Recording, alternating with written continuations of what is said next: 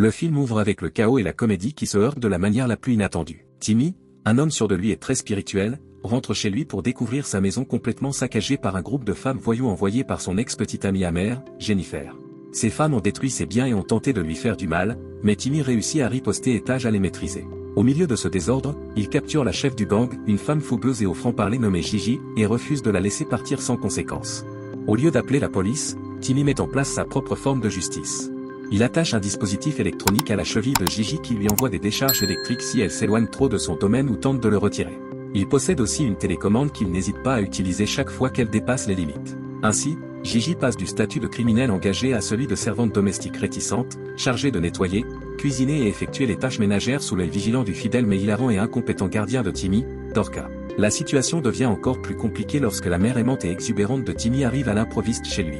Elle le presse sans relâche de se poser et de se marier, surtout après le désastre qu'a été sa relation avec Jennifer. Pour avoir un peu de paix et éviter les pressions de sa mère, Timmy présente Gigi comme sa petite amie, une femme belle, modeste et chaleureuse nommée Grace. Gigi, d'abord furieuse et désespérée de s'échapper, réalise rapidement que jouer le jeu pourrait être sa meilleure chance de gagner du temps et de retrouver sa liberté. Elle endosse donc ce rôle avec une facilité surprenante. La mère de Timmy tombe complètement sous le charme de Grace. Elle la trouve charmante, bien élevée et tout ce dont elle a toujours rêvé pour une belle fille. La situation dégénère encore plus lorsque Timmy, désespéré d'empêcher Gigi d'utiliser sa mère comme moyen d'évasion, prétend impulsivement que Grace est enceinte de son enfant. Sa mère explose de joie, couvre Gigi d'amour, de cadeaux, de nourriture et d'une affection sans fin, totalement ignorante du fait que toute cette histoire repose sur un mensonge après l'autre. Derrière les portes fermées, cependant, Timmy et Gigi sont constamment en conflit, ils se disputent, se provoquent et s'échangent des insultes à chaque occasion. Pourtant, entre les disputes, la proximité forcée et la tendresse inattendue de la mère de Timmy, quelque chose change entre eux. Gigi commence à s'ouvrir et révèle comment elle s'est retrouvée mêlée à Jennifer. Elle avait été trompée par le récit tragique de Jennifer, qui lui avait fait croire que Timmy était un petit ami viol qui l'avait maltraité. Gigi avait accepté ce travail par sympathie mal placée, sans savoir qu'elle était manipulée.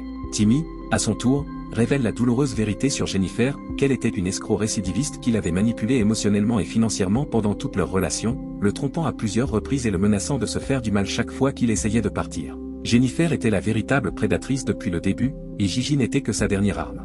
Tout s'effondre lorsque Jennifer se présente elle-même à la maison, furieuse que son plan aille échouer. Elle révèle la vérité à la mère de Timmy, que Gigi n'est pas sa petite amie, qu'il n'y a pas de bébé et que toute cette histoire était un mensonge. La mère de Timmy est profondément blessée et le cœur brisé par la tromperie de son fils. Elle se prépare à partir, déçue. Mais avant que tout ne puisse être résolu, Jennifer va encore plus loin en arrivant avec des hommes armés pour terminer ce qu'elle a commencé. Lors de la confrontation dangereuse qui suit, Gigi risque sa propre vie pour protéger Timmy et est blessé dans le processus. Cet acte de courage désintéressé change complètement leur relation. Lorsque Gigi se rétablit, l'hostilité a disparu et quelque chose de sincère et d'inattendu a pris sa place, une connexion que ni l'un ni l'autre n'avait vu venir lorsque tout cela a commencé. Et c'est là que l'histoire se termine. Si vous avez aimé ce court résumé, regardez le film complet en recherchant My Dear Criminal sur YouTube et profitez-en. Partagez vos pensées dans les commentaires ci-dessous et n'oubliez pas de liker et de vous abonner.